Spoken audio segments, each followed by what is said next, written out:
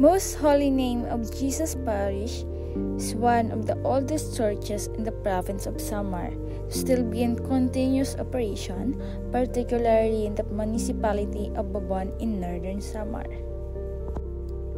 The church completion in 1892 served as monument to the builders' unwavering commitment and creative skills. Now, let's explore the history of the Most Holy Name of Jesus Parish. Like, may idea po kung mga, di ba sa ito nga, syempre mas maya na panahon, mga pastila pa, mga, kung po kami kung sino, mga nano ba sila nag-build sana. Kung may idea ka. As ako lang ni information sa akong lola nga naibaruan na. Ang mother sa akong lola during the Spanish time ano pa nako-contribute pa sa pag-build sa church. Mga Spanish? Spanish talaga. Spaniards ang nagdara nga di san kaya ito naging Santo Niño kasi ito nga revolto sa Santo Niño, ang nag-install sa dito mga Espanyol. Doon Spanish time. Tapos may maamong sa pagnakuan kung ano pa na materials sa herpoging gamit para po makating. Di ba kayo unique kasi sa Nayo Church? Basta yun ang talaga. We call it adobe, no? Adobe. Pero adobe nga, ano ito parang rock na form into hollow blocks back. Adobe. Adobe ang tawag kasi nakita mo yan pasad, di ba? Kung yan, ni Father, kaya gin-renovate na yun na church na ako. Gin-renovate na ako. Tapos kaya na, karag makita sa historical commission na kung itong bubumba kung we consider that as the oldest church in northern Samar, sa mga the oldest church. Mato na yung pagawas niraan, ito nga rock na adobe mo na itong yung paggawas ito. Pero actually, yung renovate ito, ang sulod ito, semento ng ungod para maging matibay ang construction. Pero sa pinakauna talaga sa adobe talaga. Waray mga steel bars, waray semento. Iba yan, no? Oo. Ang pag-aral ko sa lola and church din pinakasimento sa ako. Ito niya ako na sa intindi ko sa nilid at ang kuwantungan. Mama ba? Diba yan, ito ko ang bagay doon sa mga edad na. Sabi ko rin, mama, yung kataon nila, yung ko pa. Idabidas? Yung ko pa nila. Nangyari ako? Ako. Ati lang sa shale, maging isukot. Tutubod sa tapos nagawa siya na white na ako. Pero, I'm not sure kayo, sobrang matubadang matubadang system natin. Pero, semento, wala semento. Bali, ito na adobe, mga ito na, kaya matakmod ang ito adobe, pero ang pandit ito na ako. And then, mga kaboy nga ito na padaan na kami. Kaya una, maliin ko na, pagod na siguro. Kaya like materials.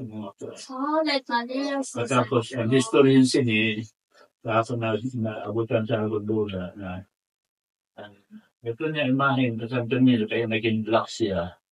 During that time, churches made like materials. Nasunog, ito na naging nangitong na imperial sa kasunog. Ano siya naging siguro? Historical? Sa laot ng panahon, ang unang activity pa January, itong pagpesya sa Santo Niño, diba? One of the nationwide retreat. So, may anamang activity na sinulog. Ang sinulog kasi, perform ang prayer, hindi ka nag-praising Catholic dance ko. Famous na ito lang sa Cebu. Famous in Cebu. Pero dili sa amon sa Cebu, nuldo nga, waray man kami introduce tayo sa tourism Diba? Pero in ko kala po gihapon ito niya na Iba practice na Yes. Practice oo. Yearly. Tapos, additional attraction dito na giniranan ng ito na Agta Festival. Kasi ang Agta Festival, black siya, di ba? Agta. Opo, Agta from the word. Kaya itong based doon sa Santo Niño. But ito ay rapid one del case daily. Oo. Yung sa Trinity, tapos ang Agta Festival. Oo. Ang Agta Festival is used with black Santo Niño. Pero during August, alam mo yun, celebrate na Santo Niño white. Ito natural na. Pero mali nawara nato din nga ivory. May ivory na sa Santo Niño. Awara ko na yung sa Trinity. Oo, dito, sir. Oo, dito. Nawara. Nawara. Parang bigla lang naglaho. Basta ngayon dito. Pero wari may naggawa, pagbasa sa wala, tignan na. Pinagkuha ko sa May nagkuha intentional. Bisa na namon mga pandida, mga santo na doon, mga paalitang dati pagudan, during my elementary grades na ay kita. Ito, ang mata niya parang buhay talaga. Oo. Tapos, mga niluluto. Alam ko, sa panahon, di ba, nagkukuha na ng mga papalitan.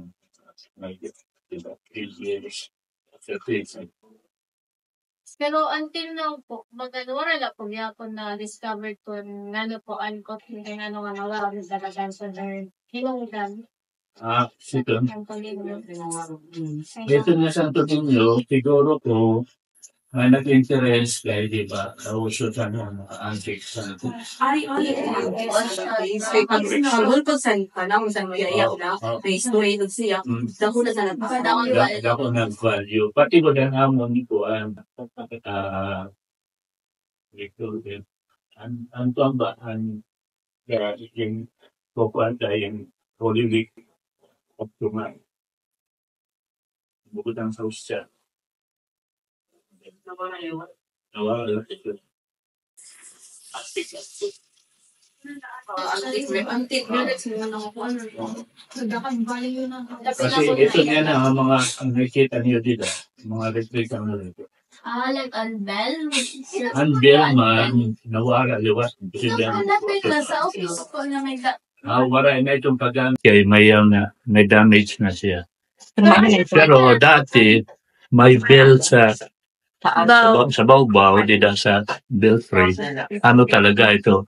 Kadaan talaga si matunog. Hi naman po ito niya na. Nawara liwas. Pero by this coming July, ngayon nag-donate si Tulad na bill somebody from the States. Mato naging bagay sa rin natin sa panari. Balik sa sponsor. Ang banano po pala na narobat at ito nga belin at sa ubos.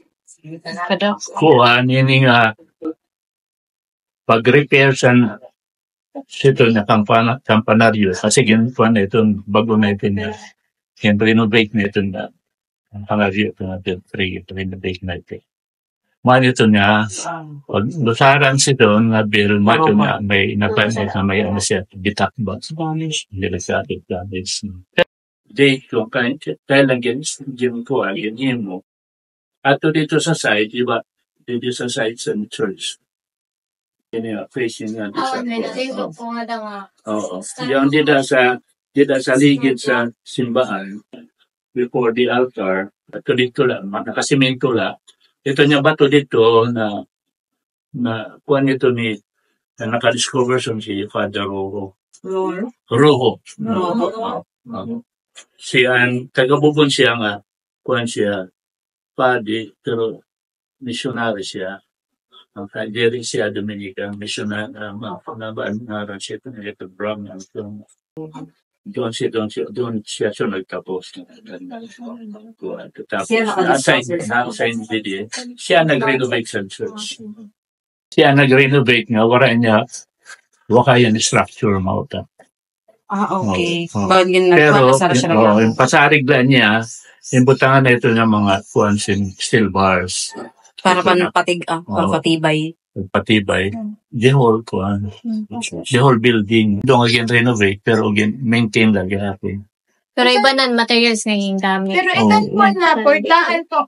Maganda original. Ang original is kahoy. Nang mabasin niya na. Itong po na, ang naman po ang gingamit ito. Material. Kanya na nga po, niya na. Kahoy, parang may kahoy ba? Kahoy pero may combination na sa tuwan. Wood. Parang may bakal na. Bakal. Wood. Tapos at ng mga revolto ng mga santo ba, mga kadati. Tapos at ang mga karo may gagamit, di ba, na Karaho? search. Karo ba, ito yun, for precision.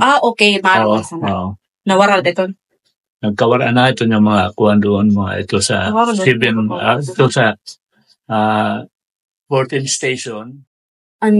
Kuan, di ba, may da sana, like, maragad sana mga artistic design, like sa mga Romanes, di ba? Mga walls, sana, di ba? Ito din na church. Like, kuan, ano ba siya nga klase nga design? Panano nga pag-design, pag-artistic na design. Ano talaga sa design talaga? Spanish style. Damo na renovation, mato na pag-unahan at kawaraan ng original.